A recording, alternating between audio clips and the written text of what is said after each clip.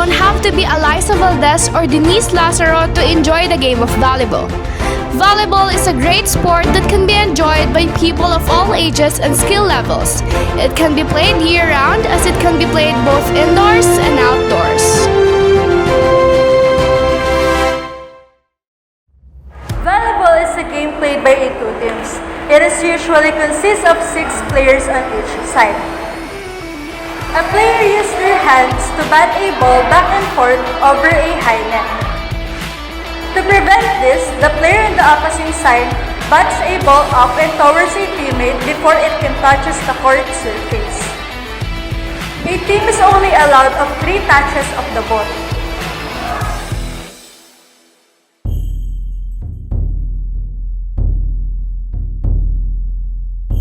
The year was 1895 and physical director William G. Morgan had a problem. The newly created game of basketball, while popular with the kids, was proving to be too strenuous for the local businessman. He needed an alternative, something this older gentleman can play, something without too much bumping or jolting.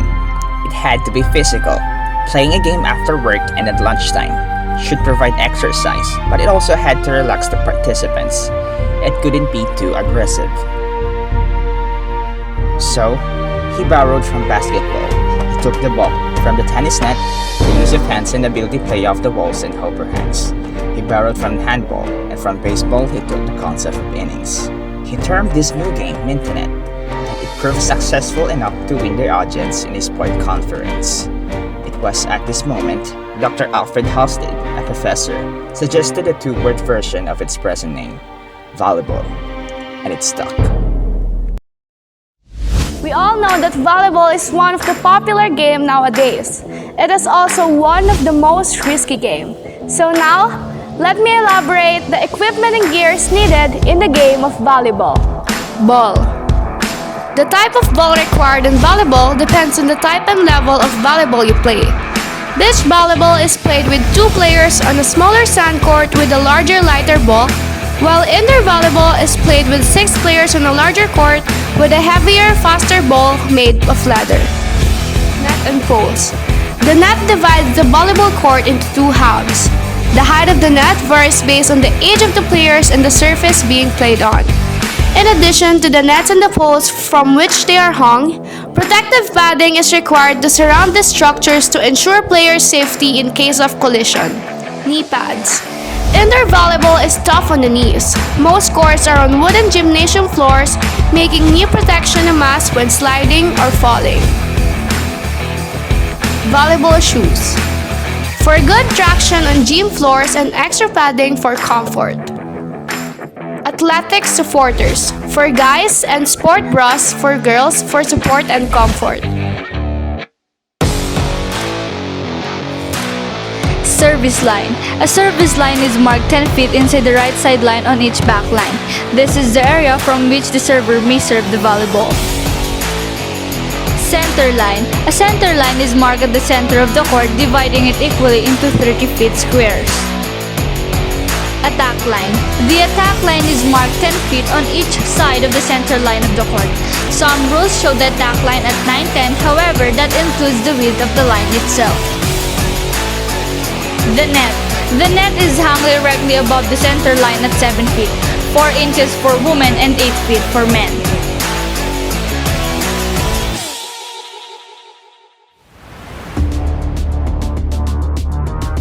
Technical and tactical skills is one of the most needed skill in volleyball. It is the key to have a good game. Blocking.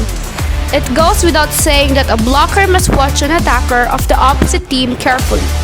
This will help a defensive player prepare for an attack hit, choose the right moment for blocking, and finally resist an attack of the opposite team successfully. Blockers are volleyball players who play near the net with arms out. When blocking the attack hit of the opposite team, defensive volleyball players shouldn't touch or cross the net. Diving, rolling, and sliding. The job of a defensive volleyball player is not to let the ball hit the ground. If a defensive volleyball player is capable of diving, rolling, and sliding, then he or she will be able to get low and prepare for resisting an attack successfully. The reality is, if a defensive volleyball player gets low, then he or she is likely to defend more area. All of these means that defensive volleyball players must work on diving, rolling and sliding technique regularly. Digging. The preparation for a volleyball attack starts with a dig. Actually, a dig is an accurate and controlled volleyball shot. A dig is also known as the first shot after an attack of the opposite team is resisted. First of all, an athlete needs to put hands together and arms straight. By doing this, a volleyball player will be able to prepare for a dig successfully. Finally, a volleyball player needs to hit the ball. The ball should be hit on the player's forearms. Spiking. A spike is another type of an attack hit in volleyball. After the ball is dig and set, it's time for an attacker to carry out the attack hit. An attacker should aim to land the ball on the opposite side of the court to win a score for his or her team. And lastly, communication. It plays an important role in volleyball. It is a great tactic for attacking and defending. This is because your team is communicating to each other who are taking the shot and whose ball it is. It helps to make the game much more easier. It is essential for us to know the different types of volleyball players. Setter. The job of a setter is to set the ball and help his or her team to prepare for carrying out the attack hit. Right side hitter, also known as outside hitter, opposite hitter as well as middle blocker, libero, and setter. Each of 6 volleyball players occupies his or her position on the court and has his or her roles and responsibilities. Defensive players, also known as middle blocker and libero, need to block the attacks of the opposite team. Attackers, also known as right side hitter, outside hitter, and opposite hitter, are responsible for organizing attacks of a volleyball team and carrying out attack hits.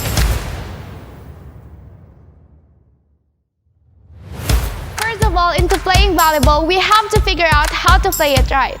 Many beginners are playing it but still don't know how to play it right. So this is the basic rule to how to play it under the rules. 1. 6 players on the floor at any one time, 3 in the front row and 3 in the back row. Maximum of 3 hits per side points are made on every serve for winning team of rally. 2. Player may not hit the ball twice in succession. Ball may be played off the net during a volley and on a serve. 3. A ball hitting a boundary line is in. 4. It is legal to contact the ball with any part of a player's body. 5. It is illegal to catch, hold, or throw the ball.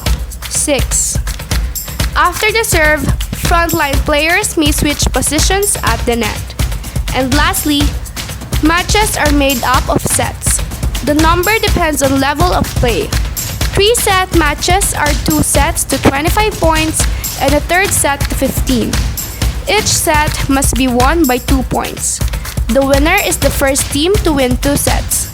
5-set matches are 4 sets to 25 points and 5th set to 15. The team must win by 2 unless tournament rules dictate otherwise.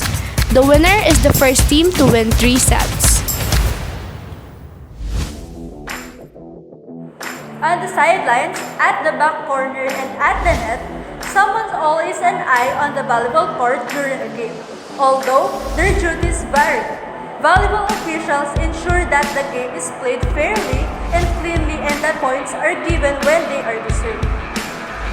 Referees. The referee is the individual at the center of the court, dressed in black and white stripes. A referee's duties include signaling when a rally begins and ends. The referee is responsible for officially recognizing team requests, substitutions, timeouts, and communicating with the coaches at appropriate times. Scorekeeper. The assistant scorekeeper or libero tracker is responsible for updating the scoreboard and keeping an eye on the libero. The libero tracking duty was added in 1999. This individual's records changes in the libero rotation, notify referees when a problem occurs in rotation. Assistant scorekeeper. The assistant scorer was stable next to scorekeeper. The assistant scorer's main function is to record libero replacement onto a libero tracking sheet. Assistant scorekeepers should notify any fault with libero replacements, operate the manual scoreboard on the scorer's table, checks the score on the scoreboard with the score on the score sheet. Line judges. These are usually two line judges, one at either end of the court, usually in opposite corners. Line judges work with the referees, signaling to assist in judgment calls. These officials often use flags to signal when the ball is in or out. Overall, volleyball is fun and amusing game to play. But we should keep in mind that knowing the game's rule is much more important than knowing the game's history and background.